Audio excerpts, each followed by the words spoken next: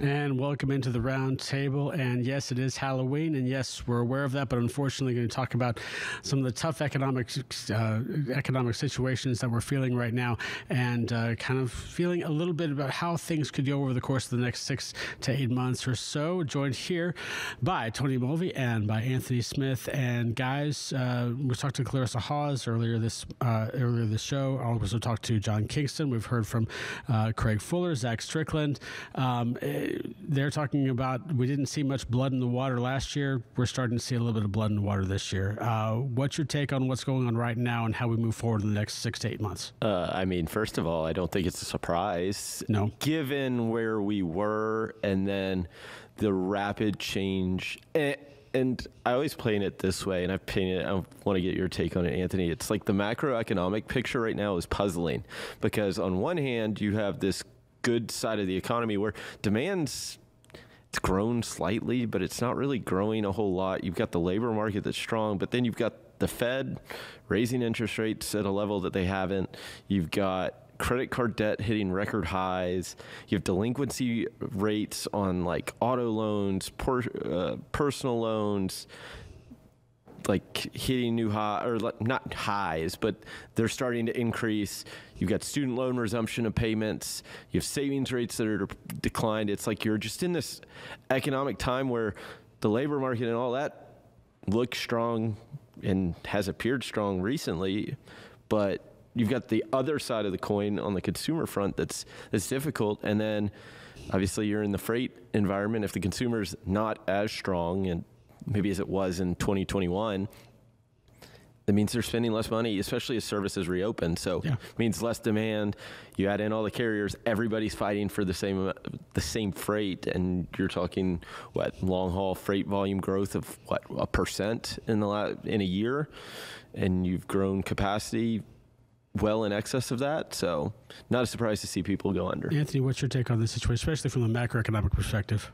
I think when we're looking at the macroeconomic side, there have been recessions, and we're not talking about back-to-back quarters of contraction in the GDP, but we're all talking about certain subsectors, or we're talking about certain industries. Of course, freight industry has been in the midst of a freight recession for some time now, and I think we're looking at different aspects of manufacturing. We've seen different aspects of recession. We see some aspects of recovery.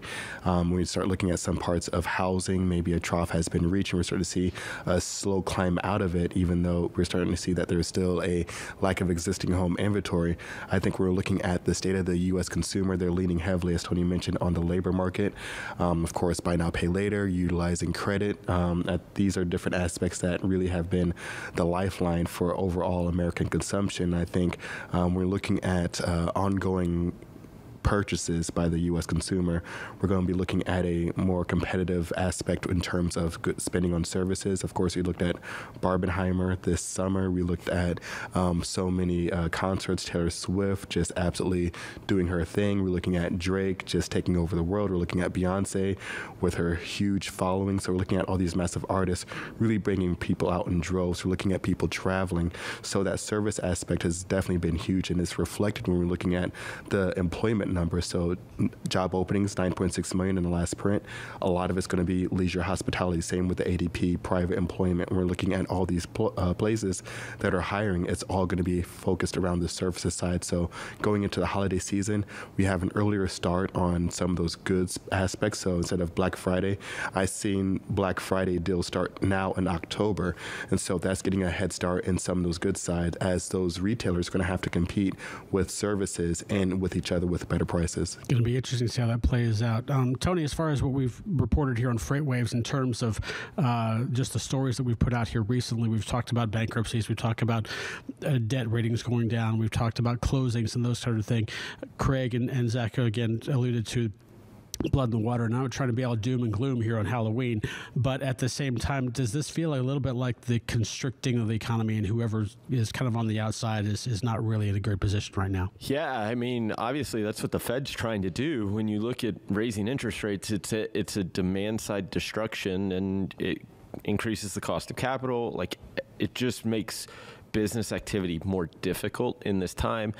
I'm not going to sit here and act like corporate debt is not something I know too much about, so I won't touch on that. But like the bankruptcy front, and I think it's just highlighted. Well, one, I mean, you think about, we've had two major bankruptcies, right? We've had Yellow, but that's been a slow kind of demise. Then you had Convoy, which was like an 18-month shift, right? I think, and it's death by, I don't want to say death by different reasons, but it is, because if you think Yellow was cheap freight, it just, they were kind of subject to the union labor agreements, and it's just been this slow death. Then you got Convoy, who took an influx of investor money, ultimately was a freight brokerage, valued, I mean, at their peak, I think Craig Fuller's number that he said at the top was $800 million in revenue. So they were ultimately trying to buy scale, and by offering effectively discounts on the rate and taking a hit on the margins, where they did get comfortably back. But then the other side is, you have to think about their valuation at $3.8 billion.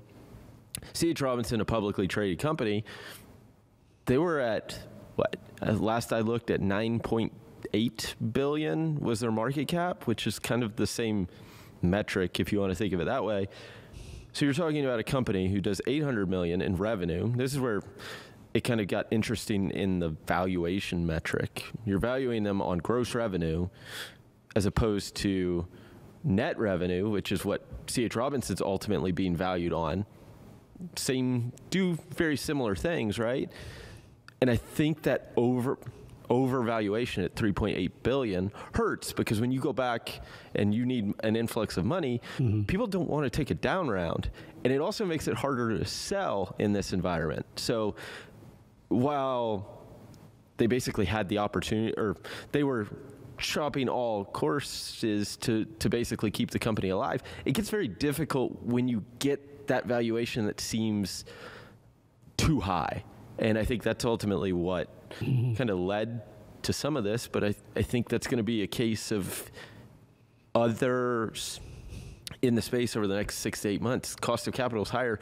You better make sure that you know what your costs are. You better be not cutting into the bone, but you're running as lean to reduce any burn, because it's going to be a tough, I mean, it could be a tough year overall, depending on how things fall out. Yeah. Anthony, one of the things that we talked about with Michael Rudolph on his Heads or Tails on Monday was he looked at the credit card debt situation and other factors as well, but that specifically in terms of how we basically got into COVID, started paying that off, and all of a sudden it shot up again, and now we're here into the Christmas season or the holiday season, and he was kind of asking, well, when is the other shoe going to drop? As you look at the economy from that perspective, in terms of, we can't spend that much more money, at least at the rate that we're doing it right now, or can we? I think if there's one thing American consumer is good at, is spending money. Yeah. And I think when we're looking at in terms of the impact of the Fed, so the interest rates that the Feds have, continued to increase, haven't had a full impact on the economy yet, hasn't fully translated. And so historically, when we see these interest rate increases, it takes time. So I think we can be into potentially the second quarter, going into the third quarter of 2024, and that might be when we start to see a significant peak and maybe instability in the labor force. I think that could be when we start to see some of the consumer pain, and especially when we're looking at the different segments of the economy that are really being impacted. Of course, student loans back in action.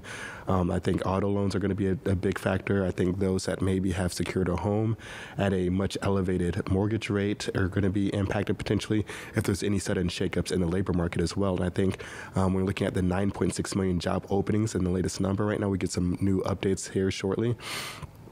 It is unattainable because we don't have that many unemployed individuals. We don't have that many people. So that's a bubble. That's something that's not attainable, that we can't get to that number.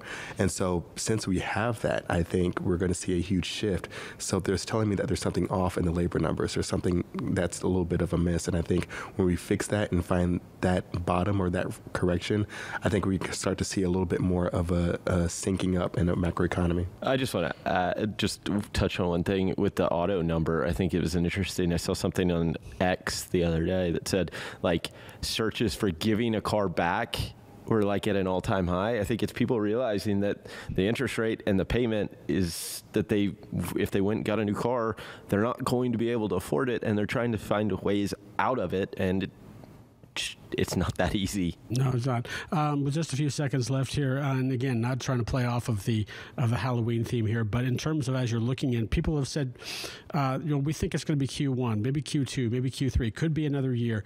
How nebulous is this market right now? I mean, from a macro picture, if the Fed goes with their higher for longer, I think it stays difficult for longer, right? Mm-hmm. The tail's longer.